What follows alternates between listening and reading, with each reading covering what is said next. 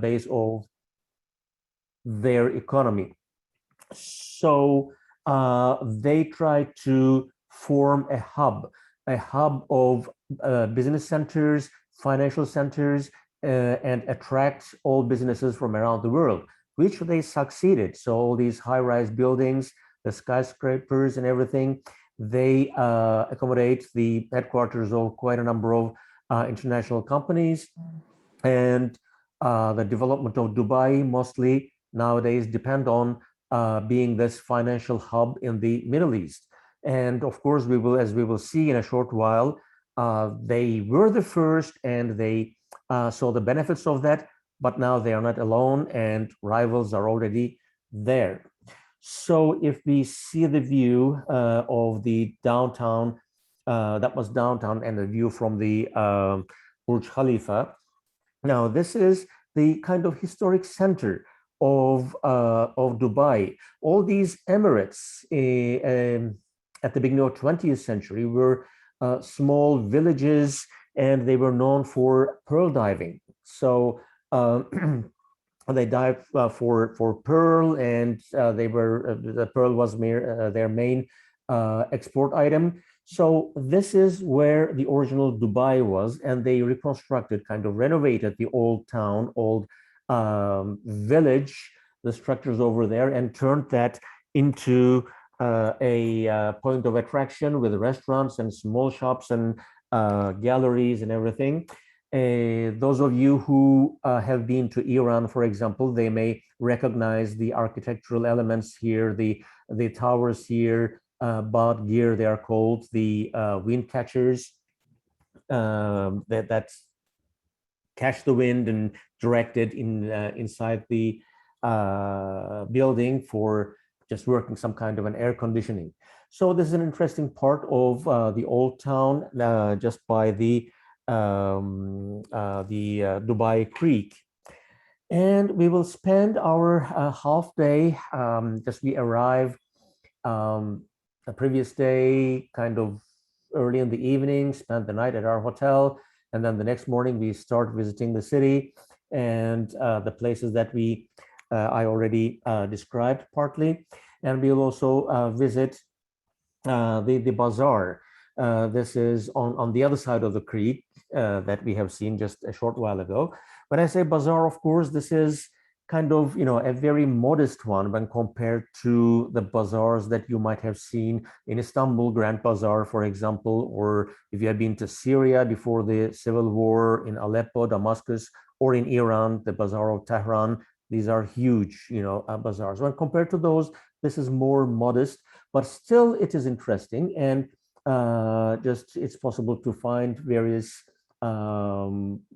smells, perfumes, and interesting local produce. Now, from Abu Dhabi, I'm sorry, from Dubai, from United Arab Emirates, we will fly to Jeddah, and the Saudi Arabia portion of our trip will start. Now, Jeddah, as you see, now Saudi Arabia, on the western side, it's Red Sea. On the eastern side, it is Persian Gulf or Arabian Gulf, whichever you prefer. Now, Jeddah is one of the main ports on Red Sea and one of the biggest ports of Saudi Arabia. And historically, that was very, very important for quite a number of reasons. But before coming to Jeddah, let's just talk about Saudi Arabia in the beginning. Now, the coastal line on the western side, it is more mountainous. And as you go south towards Yemen, there are higher mountains going to the southwestern corner down there. And then to the east, we see the big desert here. And to the north, Riyadh, and north, that is called the Najd region. That was actually the main cultural area that the Saud family originated from, and the unification of Saudi Arabia took place at the beginning of 20th century. So now this Jeddah on the west coast, this is known to be the mercantile center, the commerce center of Saudi Arabia historically. It is located along the caravan routes from Yemen up north to Syria, Jordan, and to Egypt. So all the goods that came from Somalia and Ethiopia, from the Horn of Africa, up north by sail boats to Yemen would be carried by caravans to Jeddah, from where that will be distributed either to Egypt or Syria and up north. And also Jeddah is the center of the most holy place in Islamic religion. This is called the Hijaz region, and Mecca and Medina, two holy cities of Islam. They are located Medina is up north here, you see that, and Mecca is very close, about 40 miles to the northeast of Jeddah, where Kaaba is, and every year millions of Muslims from around the world come for Hajj. So for that reason, Jeddah was open to tourists. Although they were pilgrims, they were also over there to buy things and to buy souvenirs. It was a big source of commerce for the merchants of Jeddah. So we will arrive in Jeddah, and we will start our visit, a walking tour of the streets of Jeddah. This is really a very nice historic city. Now, being a port city, it was open to various cultures, obviously. So that kind of gave Jeddah a more liberal outlook. So within the confines of the Kingdom of Saudi Arabia, Jeddah and the western coastal area has always been seen as the liberal part of the country. So even during the most conservative days of the kingdom, Jeddah had more liberal ways with culture, with education, with their attitudes towards women. It was a little bit different from the rest of the country, especially even before the unification of the country in 1932-33. Now, Jeddah is famous here, what we see, with its architecture in the old town, the Hijazi architecture that is called. Here we see a bunch of the facades of a bunch of old houses, old merchant houses, since it was a city of merchants. Here, the ornamented wooden screens. Now, they served two purposes, of course. It is, of course, quite warm over there to the south and close to the desert and just by Red Sea. So these screens would help aerate the rooms, the houses in the first place. And also in the Islamic tradition, of course, especially over there in Saudi Arabia, women were not or could not go outside so freely, so they would be able to see the streets, the passers-by from behind the screens without being seen. Now, so we will walk along the old streets of Jeddah, this heritage of being a center of trade, of commerce. Of course, that still continues in different shapes and sizes.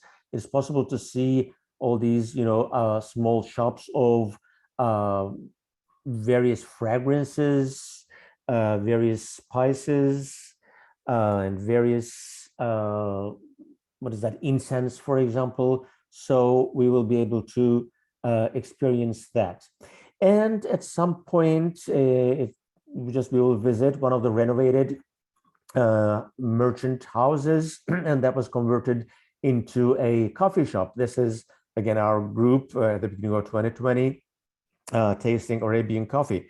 Now, Arabian coffee is quite different from Turkish, Greek, or Armenian coffee, whichever name you may use. They are, or espresso, let's say, just very similar. Arabian coffee in that sense is more spicy. They put cardamom in it, and they put sugar in it. So, on the sweet side with a taste of cardamom.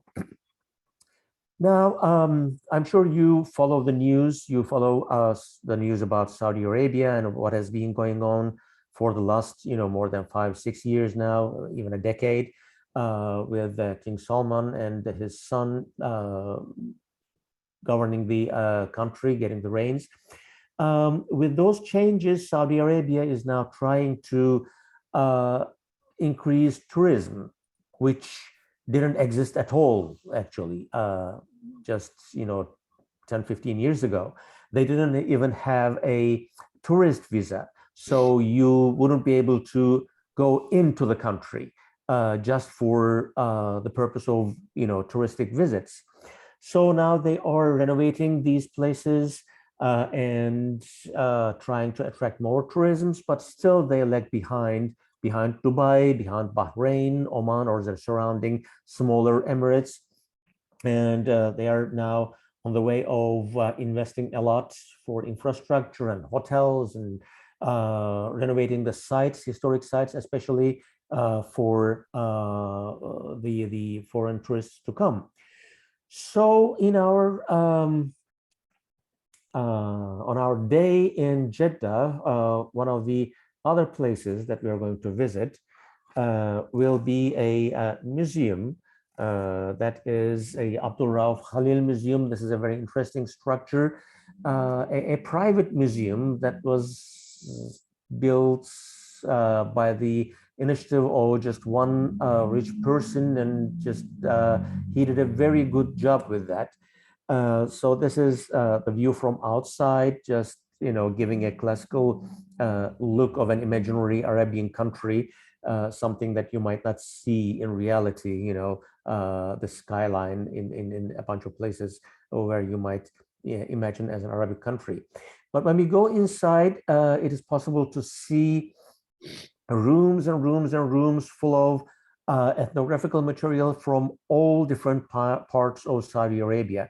Of course, during the trip, it's not possible to visit all those north, south, east, west corners of the country and visit the small villages and see their artifacts. But they're all collected here for us to see. In that sense, that is very, very interesting. And our guide does a very good job in explaining all the details. Now, what we see here is a wedding ceremony, for example, from a part of the country. And the meals, the food, of course, just we will talk about the food a little bit more later, but this is, just Middle Eastern food. If you have tasted kind of, Turkish, Arabic, Middle Eastern, under the general name of Middle Eastern food, well, yes, that is what we're going to have here.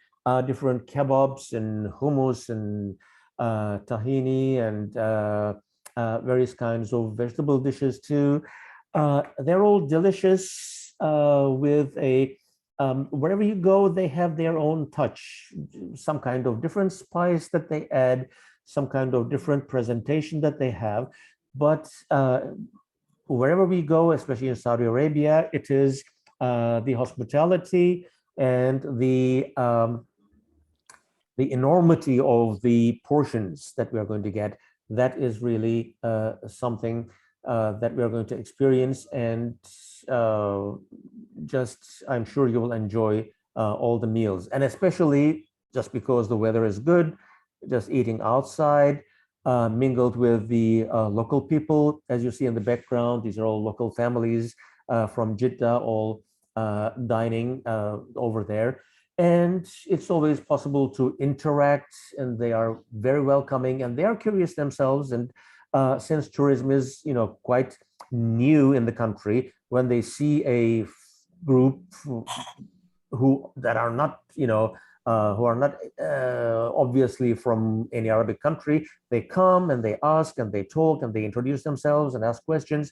So that really is a very interesting experience and to be there and to have that experience with them. So our day in Jeddah will be very packed, and from there we will fly to the capital, Riyadh. Here is Riyadh in the center. Just to the south of Riyadh, the big desert starts. So it is common to have occasional sandstorms. Just you see from your from the window of your hotel room and see, oh, maybe it's fog. No, it's not. It's not fog, but it is sand just coming from the desert with the wind. That can happen. Now, coming to the capital, Riyadh, let's talk about the country a little bit more. In Saudi Arabia, it has a population of about 34 million people, and the unification of the country and gaining its independence that happened in 1932 by King Abdulaziz of the House of Saud. But before that, there were a couple of other experiences, a couple of other trials to gain their independence in 1744, in 1824. It didn't happen, and we will see actually the locations where these different attempts at independence took place, and we'll talk about the history of the country when we are there.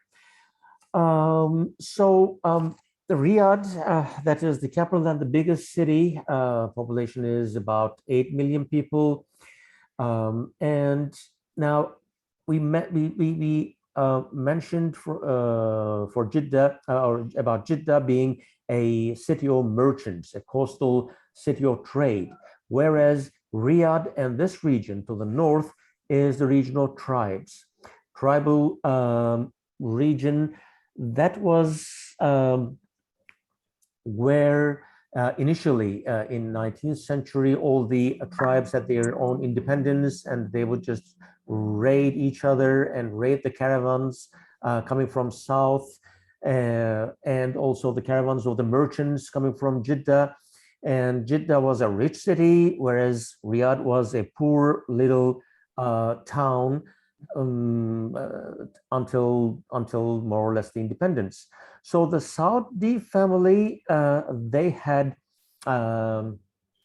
really difficulty in bringing together all those tribes to have their independence. So they needed money, and they got the money from the merchants of Jeddah. They financed the Saud family for the independence, but once the independence was there in 1932, then they tried to develop Riyadh to gain financial independence from Jeddah. So there was that kind of a rivalry between Riyadh and Jeddah, Riyadh and the rest of the tribes of Arabian Peninsula. We will arrive in Riyadh. This is the general view. Again, this photo was taken from the Al Faisaliya Tower. And what we'll visit is the other tower all the way there. As you see, we'll just have a close by view, I guess. This is the Kingdom Tower that is more recent. And as you see, there's the main avenue with the high rises lined by high rises. And then on the right and left, it's all, low rise, the traditional city with low rise residential areas. So Riyadh, especially after 1950s, Al Saud family tried to turn this into a financial center. At first, a domestic financial center rather than an international one. And now they are trying to rival Dubai and Bahrain to turn Riyadh into an international financial center. So this view from Al Faisaliya Tower. Now let's have a look. So this is the Kingdom Tower. This is about 302 meters tall, and just we will climb all the way up to this bridge combining the two tips of the tower, and we will have a view of the city from there. So this is one side from that bridge on top of the 302nd floor. And as you see, there are a few high rises here, and the view on the other side. Now, a lot of construction going on. All these vacant pieces of land, they will be, full of various high rises in the coming 5 to 10 years. And this was in 2020. Most probably they already started, construction over there. And if we visit Riyadh in the next couple of years or a decade, I'm sure just we will have a different view from this point. Now, so after visiting the center of the city, the modern part of the city, this is the historic part, the historic city, historic town of Diriyah, which is now an archaeological excavation site. And they are trying to complete the excavation partly and do some renovations and open it up for tourism. And this has been going on for more than a decade now, and the end still is not in sight, but still it's possible to see the entrance and some part of this old town, the town of Diriyah, which was the capital of the, at the time, the emirate. It was an emirate between 1802 and 1814. But the history of the town goes back to 15th century. And it is here that the father of King Abdulaziz, who is considered to be the founder of the Kingdom of Saudi Arabia, his father, Muhammad bin Saud, he conquered this town at the beginning of 19th century. And it was his alliance with Muhammad ibn Abdul Wahhab, who was a prominent theologian of the time, that brought together the Wahhabi sect, which is the dominant sect of Islam in Saudi Arabia at the moment, and which Saudi Arabia is known for. So this Al-Wahhab, he provided the ideological background, the ideological basis for a new Saudi dominance. And the Saud family brought in the military power, military might, and together they formed the basis of the foundations of today's Kingdom of Saudi Arabia. Wahhabi clergy on one side and Al Saud family on the other side. So this is another view from another view of Diriyah, the old historic town. We will spend some time over there, learn about the history of Riyadh and history of the foundation of Saudi Arabia. And then we will have lunch in another historic house, a historic, traditional historic house. The traditional houses over there, they have a main courtyard, and the rooms are around the courtyard, just surrounding the courtyard, 1 or 2 stories, not higher than that. So this is one of those houses that's converted into a restaurant. We will have an opportunity to see the cooks preparing our meal partly. This is this guy, he's now preparing the traditional bread, and we will have our lunch in the traditional fashion of the local people over there. As you see, there are cushions on the floor, carpets everywhere, and no tables, nothing. Just our food will be brought in. This is just before the food is brought in, and here is the food, and help yourselves. It is delicious, really, and it's really a very interesting experience to have lunch in this historic house.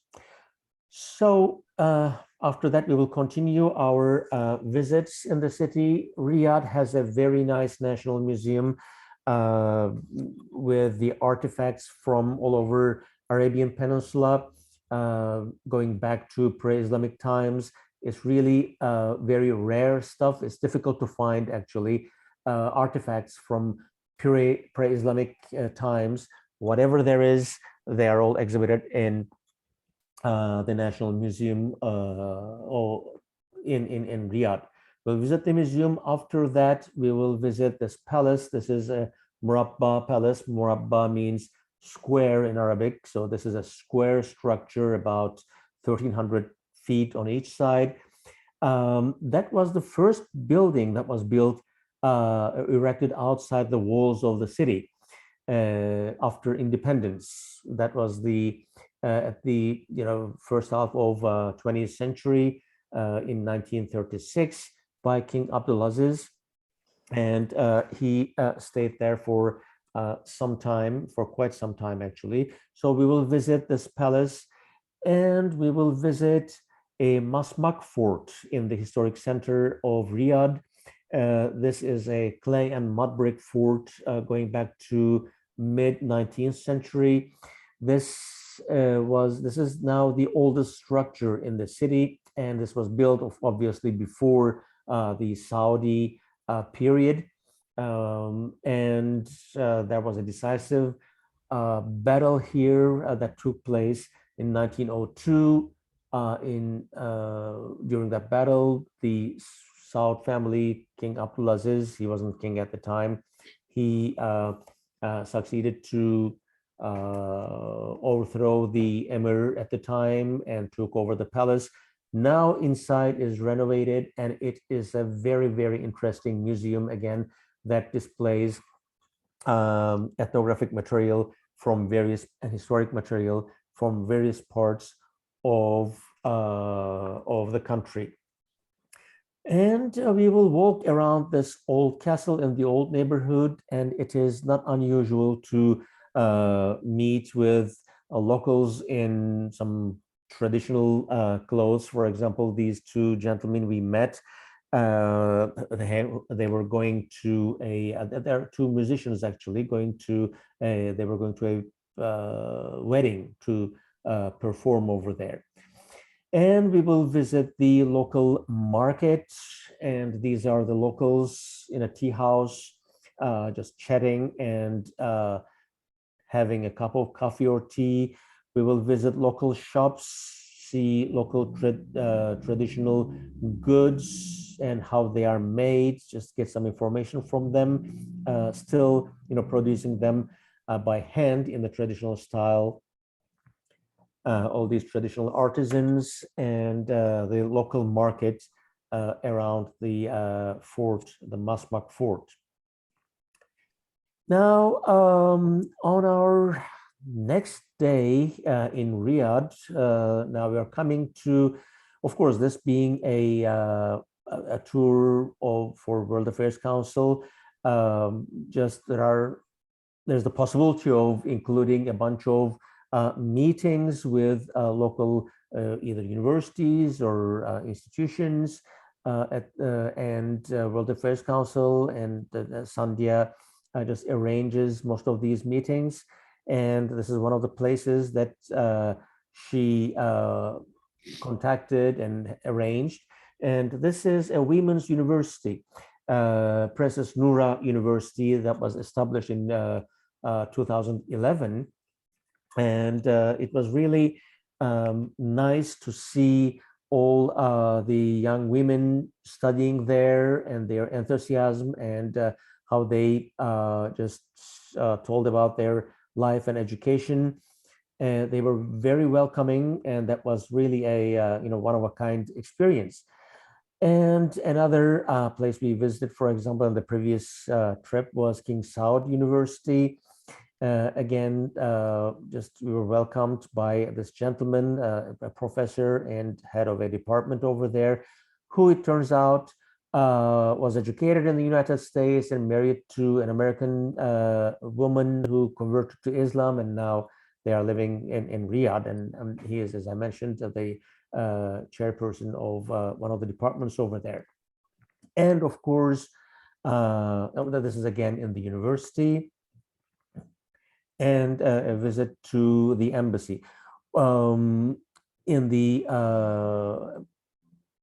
consulates or in the embassies area, the diplomatic area of the city.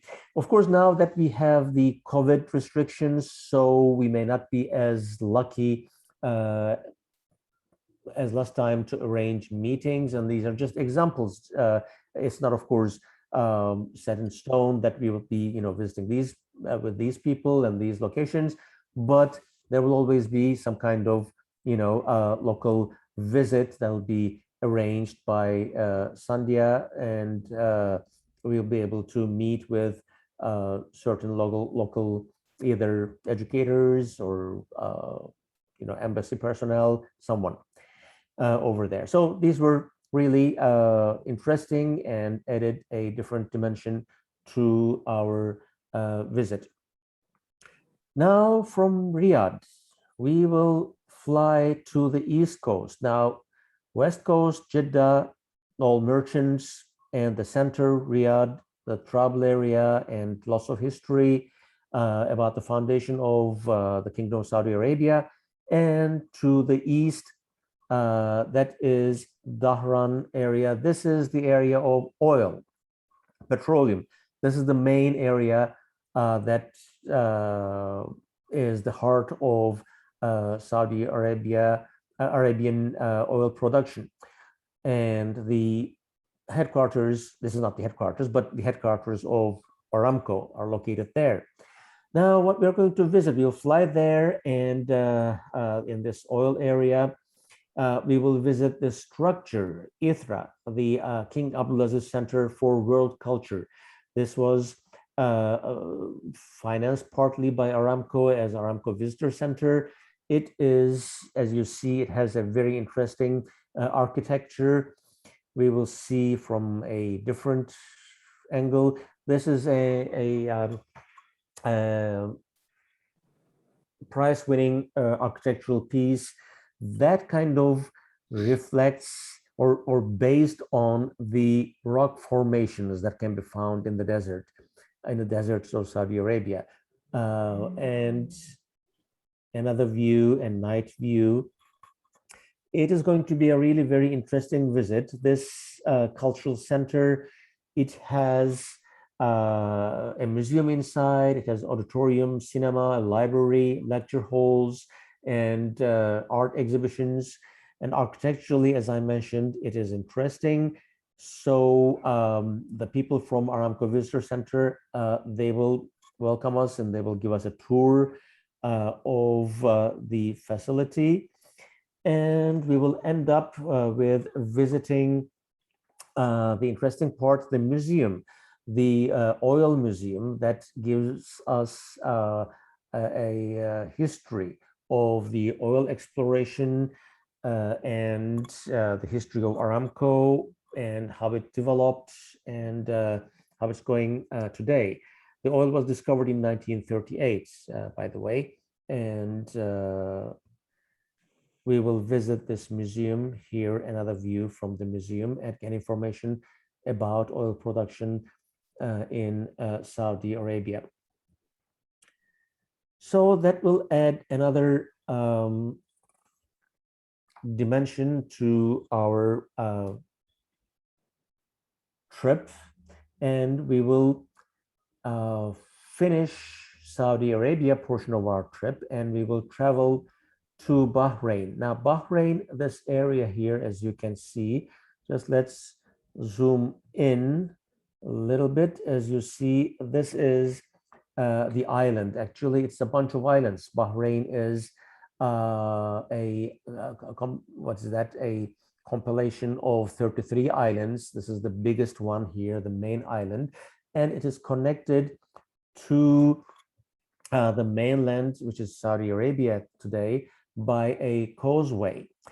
So this is Kingdom of Bahrain. It is a very small country with a population of about 1.5 million, and about 47% of the population is Bahrainis, and the rest is expats, again, coming there, or came there for work mainly. And Bahrain also got independence from UK in 1971. It was the Emirate of Bahrain until 2002, when the Emir of Bahrain just declared himself as a king and changed the name of the country to Kingdom of Bahrain, just one step up from Emirate of Bahrain. Now, Bahrain will give us another view, but first, let's just, before talking about that, this causeway, so we will drive from Dhahran, from Al Khobar, where we are going to stay. Our hotel will be there, and by bus, we will take the causeway to Bahrain, and this is a view of the causeway. It's about 16 miles long. King Fahd Causeway was constructed in 1986. In the middle of the causeway, that is the border.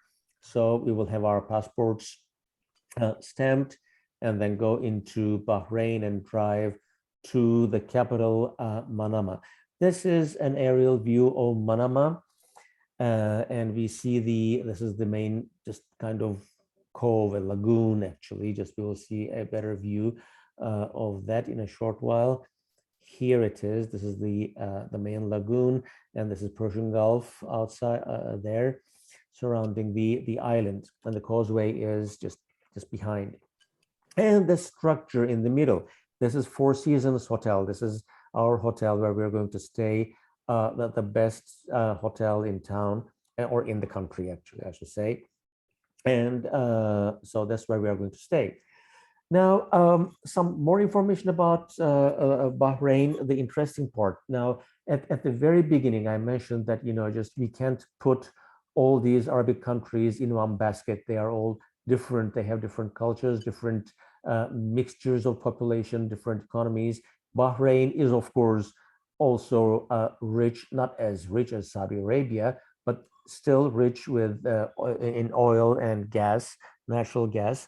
But of course, they see the end of it and they just try to change this. And they also try to turn the country into a financial center, but with a different twist. Now, I mentioned before Dubai. Dubai is playing for the international financial market and trying to become an international financial center, which actually is succeeded quite a bit.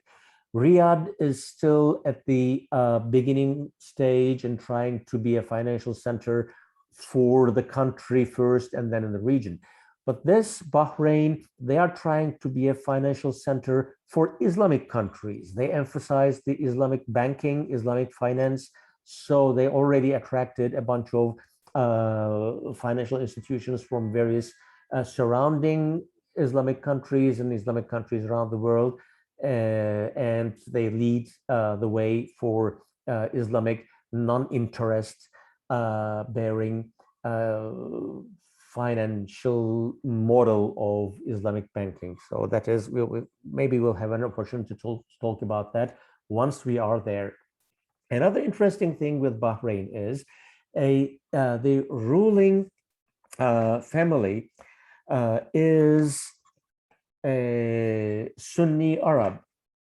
That is the Emir of Bahrain, the Al Khalifa dynasty. The Al Khalifa family is reigning here since the end of 18th century, and they're a Sunni family, but the majority of the population is Shia. So that produces some kind of tension, especially since 2011, after Arab Spring. There have been a number of demonstrations over there, and the Shia population over there, some part of it is Arab Shia, some part of are Persian Shia, so there's a significant Persian population too. So they are trying to balance their relationship with Iran, and they are in a tricky situation in that respect. Now, going on with our program in Bahrain, we are in the capital, Manama, and we are going to visit this historic fort, the fort of Bahrain. That is now the settlements in around Bahrain on that island that go back all the way to 9th millennium BC. The settlement in this location where the port is, that goes back to 2300 BC, but the fort is initially from 17th century, built by the Portuguese. And at the time, there was this rivalry between Ottomans and the Portuguese, rivalry about dominance in the Indian Ocean. So Ottomans coming from north, of course, there was no Suez Canal, so they had to capture, just send their armies by land, via Syria, via the desert, and capture this area, and then build their ships to sail in the Indian Ocean. Whereas Portuguese, they came via, around Africa, sailing around Africa, coming this way. In the end, Portuguese dominated, and Ottomans had to just give up. But then, this is another view of the fort. And then Portuguese also didn't last that much. Came British from India, and they captured the place at the beginning or at the end of 19th century. And from then on, Bahrain was under British domination until 1971, until the independence of Bahrain. Another aspect of Bahrain is, well, that is tourism. It is attractive for especially surrounding countries. Whatever entertainment you cannot find in Saudi Arabia, you can find in Bahrain. They have restaurants and shopping malls and glitter everywhere, and they have alcohol. So that makes the place a little bit more attractive for their next door neighbor, Saudi Arabia. It's just a short drive away or a short flight away, and to the citizens of other Arabic countries who don't have access to these facilities and these means of entertainment. And of course, oil is everywhere. Just when we drive around in Bahrain, we will see the presence of oil wells and refineries and all these structures. And we will visit the first well where the oil was discovered over there, and that will cover our trip to Bahrain. And just, everybody being from Texas, I'm sure this is not a foreign sight over there. So this concludes our journey, and we will fly again from Bahrain to Houston on Emirates via Dubai on the 29th of January. And now let me stop sharing my screen, and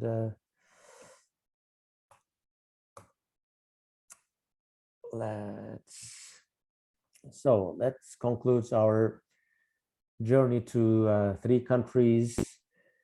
And if you have any questions. Thank you, Ilyas. I feel like you just took me back. I went through the journey all the way from the beginning to the end. Me too. Yes, that was a very nice journey. It was great memories. And I sometimes say there's a pleasure of going somewhere for the first time, obviously, but there's always the pleasure of going back somewhere, because it's like peeling layers of onion, right? You first come in a destination, you're so overwhelmed with maybe the order or maybe the disorder that you can't focus on anything else except the disorder, whatever that might be. But when you go back to certain thing, it's like a layer of onions. You start seeing different architecture, you start seeing the people, you don't hear the jumbo rumbo, you don't hear the noises, you start really, the city comes alive and the country comes alive. So it's, thank you, Ilyas, for taking me to Saudi Arabia on a full night from Texas. So again, thank you so much. And at the back end, I mentioned some of you early, if you wish to come early, you certainly can. But also, since you mentioned, Ilyas, the hotel in Bahrain, I have never in my life been in accommodations like that. And I say, I wish I would have, why I didn't, I could have, stay one more night and you have the flexibility to do that. Nobody says you have to leave when the group is leaving. It's a very nice way to just decompress, to reassess, to reflect, and enjoy settings like that away from the group. So, One question. yes, sir. Do you go near to Makkah or Medina? Now, the closest we get there is in Jeddah. As I mentioned, Mecca is about 40 miles away, but we cannot go in there. We are not allowed. Only Muslims are allowed to go in there, and of course, to prove that you are a Muslim, there's a procedure for that. So we won't be able to go and see. We are not allowed to go and see Mecca and Medina. Go around and see it by taking a taxi? No. You are not allowed to any place, any location that's even, close enough to have a peek. What about visiting mosques? That is a very nice question. Actually, I was planning to mention that. And I now that you mentioned, I see that I skipped that. Now, when you visit, all different Islamic countries, Turkey, Iran, Syria, Egypt, we visit all kind of mosques, right? Here on this trip, there are no mosques at all. In Saudi Arabia, nothing, because we are not allowed. In Saudi Arabia, only, mosques are open only for the people of Muslim faith. We are not allowed to see any mosques. That is a part of the Wahhabi faith, Wahhabi tradition. So again, once we are there, we will talk about those things in detail, but no visit of mosques.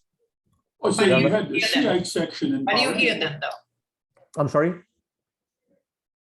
Go ahead, Fred.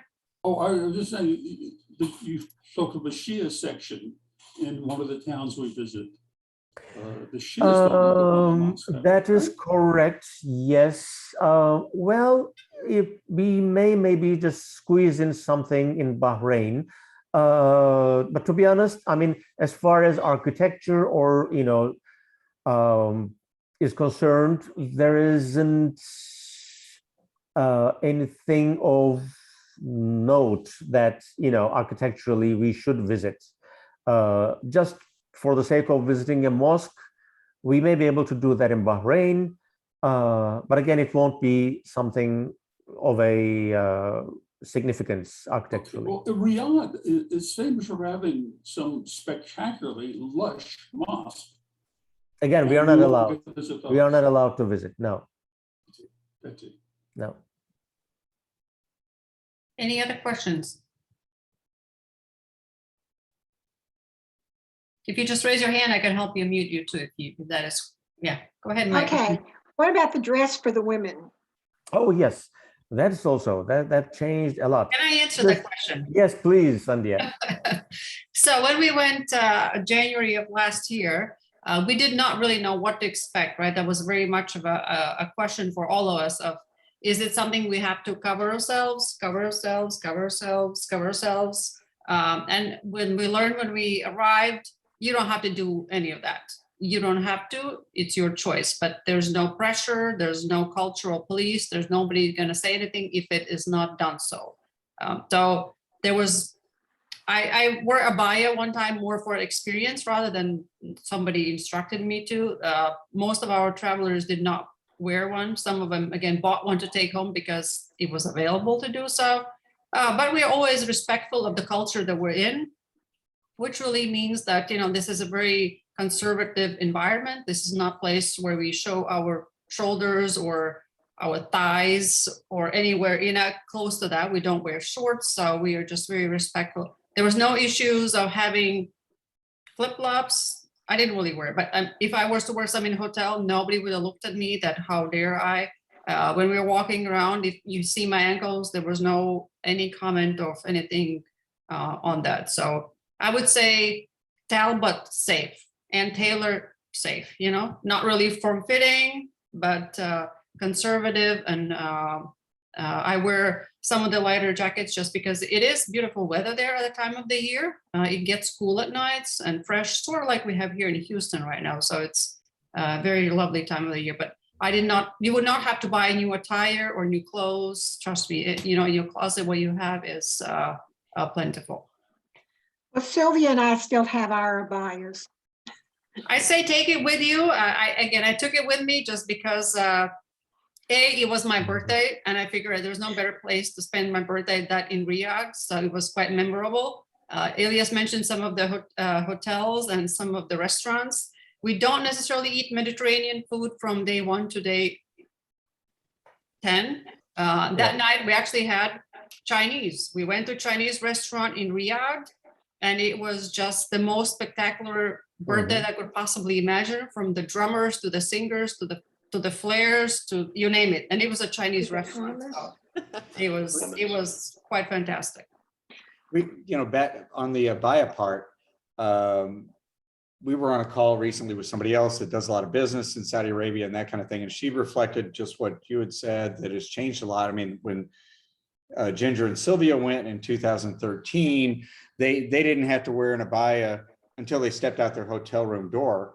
And then the rest of the time they needed to wear it. And so now that's not required at all. And for a lot of people, apparently, or a lot of women, you sort of blend in with it. So it's not like if you wear it, you're not going to stick out at all.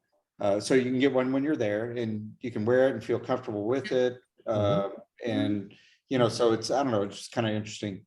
I think there's a whole story of the change of the abaya from being something that you covered to becoming a fashion statement. And honestly, the abayas have gone from something black that you hide behind to now seeing any possible color of the rainbow for any kind of decor you can possibly imagine. It's not something that you cover yourself with. It's rather you use something flowy on top of what you're wearing as a statement piece. So there's much of a story of the change of the abaya for sure. Or you can wear the same outfit 2 days in a row. Yes. Or whatever, yeah. So Sylvia was also asking, since things have changed so much, when Linda Yellen it was a big deal. She drove a Jeep in the desert and all that in 2013. That Sylvia was wondering if there's a way for her to be able to race a camel. No, no, I don't need to. Mark is teasing. Oh, okay. Okay, sorry, I'll stop. Going to And the, then the point of the driving, though, university that Elias mentioned, Princess Nora, which is the largest women's university in the kingdom, the most anything they can imagine. It was top of the line. I wish we'd have spent 3 more hours there. And that is the university that you heard actually that taught women driving. When the driving became possible for women, that was the first place that was the driving was offered, but they have grown. It's unbelievable. And they said, please come back. And next time when you come back, spend more time. And Elias, I'm sure will agree that the different apartments that you saw, the high tech, anything and everything was there and available. going to the food, the hummus there, the hummus is the most spectacular I've ever had. And they had all kinds and every one of them was delicious. You can make meals out of just that. I agree. That's true. One question. Yeah. What's the minimum number of people you need to make this trip? Usually we'll look for a number of 10. That's our best number, but I have to say we are, as I mentioned beginning, that we're already halfway filled. And I know there's some of you here already that have expressed not just serious interest, but more of already a commitment. So we'll be following up with those confirmations as well. So I'm full confidence that the trip will go. And I'm gonna ask the elephant question in the room, Elias, the protocol safety, what you are hearing from the region that we are going. Yes. Of course, I'm very happy to hear the announcements early in the week of US being open to the foreign visitors. That signals to me that tit for tat is about to happen and the international travel is very much to resume. But Elias, I'll turn to your guidance on what you're hearing, what's happening in the Middle East. Yes, the situation is getting better by day, actually. Now, most of the population has been vaccinated in Saudi Arabia. In the Emirates, well, the population is just, very small in the first place. So just as soon as the vaccines came out, they vaccinated all their population. So for Bahrain or for Dubai, it's not a problem at all. And with the safety precautions, they definitely go with them about the cleanliness and disinfection and disinfecting the just restaurants and tables and rooms and everything. So the situation is quite safe even today, and by January we expect that it's going to be much better.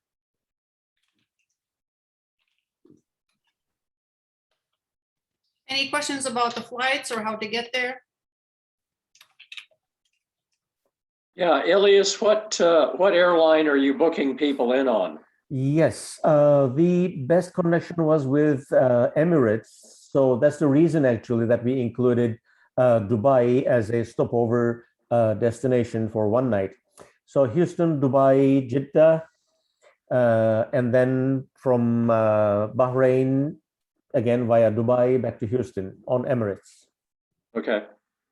That's the suggested route. Some of you are very loyal United, and I'm not starting revolution. I'm just saying some of them are more, United mileage and whatnot.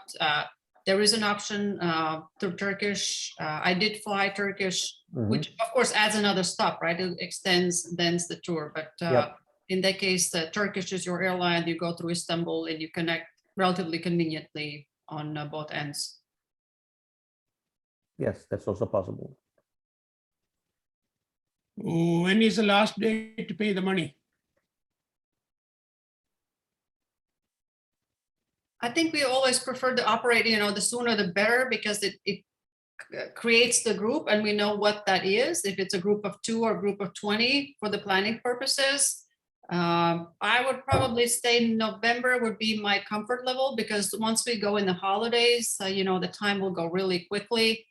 From Thanksgiving to December to January, and this tour departs second part of January. So it was kind of leaps and bounds. Would like everything to be in place really before we go into the holiday Yes, season. yeah, What is the date in November? What date?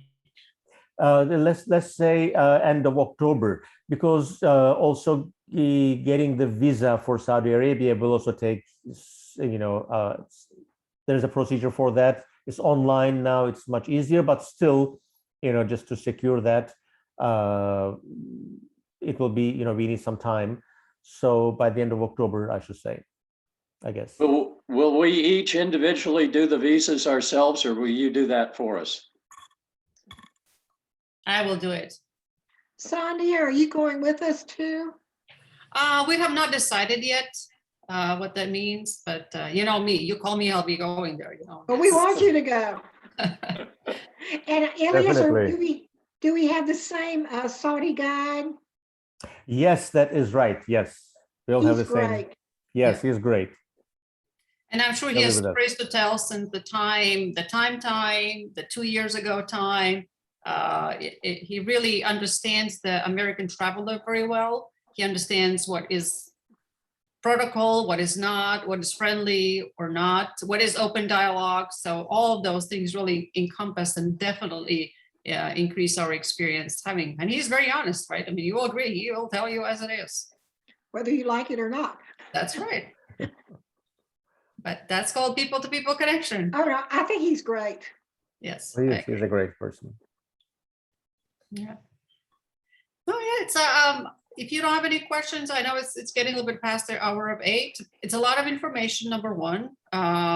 So, and I have this recorded. My apologies, Ilias didn't think about it. I was attending to guest chat and joining in, and I forgot to click on the record button. So we missed the first part of it, but that's all right. And so we will have this link also available. Janae on our team is also on the call. She will have the recording. She will send us the same recording to everybody who was on the call or planned to be. So you can certainly revisit. But I would love to have you join us. We're moving, again, great destination. Special access, I will do all my best. And I promise you that any door that I can knock on, I will do that. And the fact, again, that we had a very successful program with Her Royal Highness, the Ambassador of Saudi Arabia to US, Princess Ruma. Her team has been in touch with me since the time we had a conversation with her. I spoke to her office about 2-3 weeks ago. They said, we know that you're going, we know this group is going.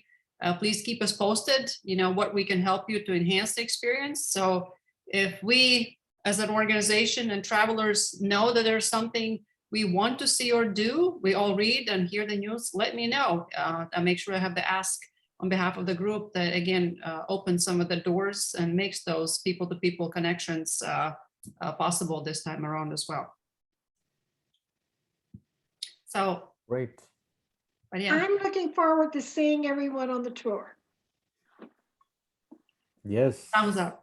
So, unless you have anything else, I'm going to go ahead and say thank you. I'm going to say have a wonderful evening. Again, the weather that you feel outside these days in Texas, that is kind of what you'll be feeling in Saudi Arabia. So it really does not get better timing wise and weather wise that it is that we can experience right now.